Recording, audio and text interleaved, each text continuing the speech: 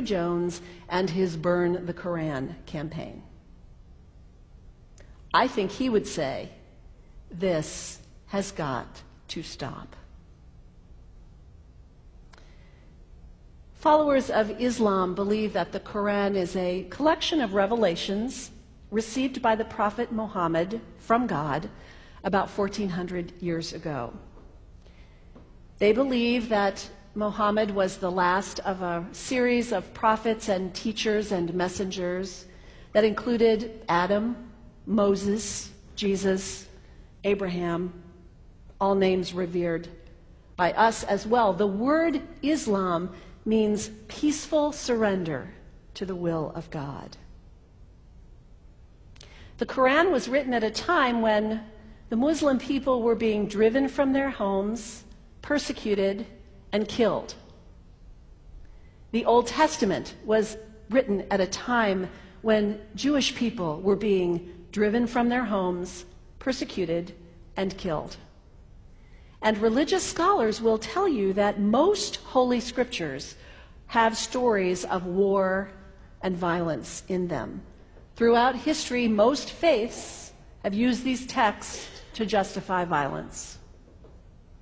And if there's anyone in this room at this moment who's thinking that I've got it wrong, after church today, pull out your Bible and look up Psalm 137.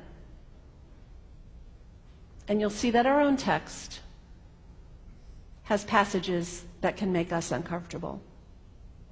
But also, like the Bible, the predominant message of the Quran is of peace and care and loving God, justice, care for the neighbor, care for the stranger. In the Bible, we have thou shalt not kill. In the Quran, we have whoever kills another, surely he is killing all of humanity. And whoever saves the life of another, surely he saves the lives of all humanity. These are words of peace, words of faith, words that could save the world if we would take them to heart.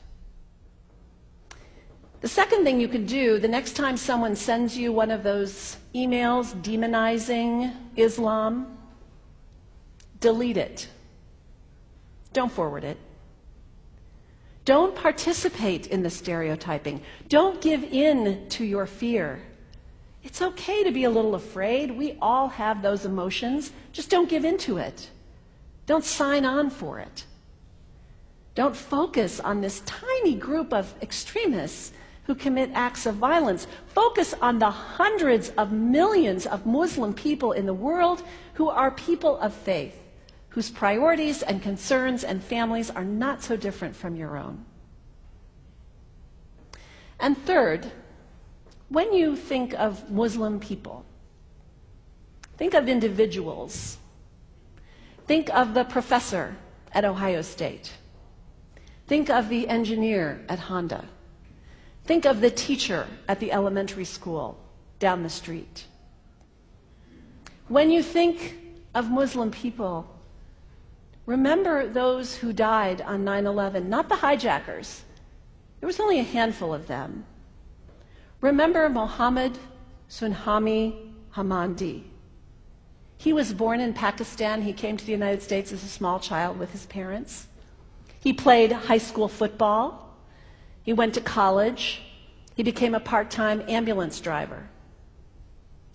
He died, this Muslim young man, on 9/11, trying to rescue people and save lives. When you think of Muslim people, remember Mohammed Salahuddin Cloudhurry. He was a waiter at Windows on the World, which was at the top of the World Trade Center. He died that day. His wife had their baby 2 days later. When you think of Muslim people, remember Rama Salih. She was a woman, 28 years old. Her neighbors described her as fun and outgoing and generous.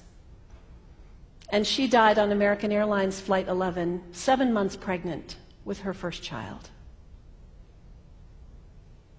Remember the founder of the Islamic Circle of North America, who worked in the World Trade Center and also died on September 11th.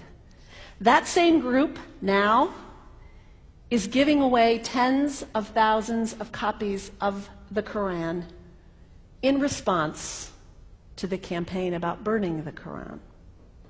In the language of their own tradition, they are spreading words of faith and peace and hope. One of the ladies at the 8:30 service this morning said to me after, maybe we should declare September 11th, buy a Quran and read some of it. It is for us to share our message of love and hope and peace, but let us do it with grace and respect and above all, humility. God grant us, as individuals, as a nation, as Christians, the humility for this work.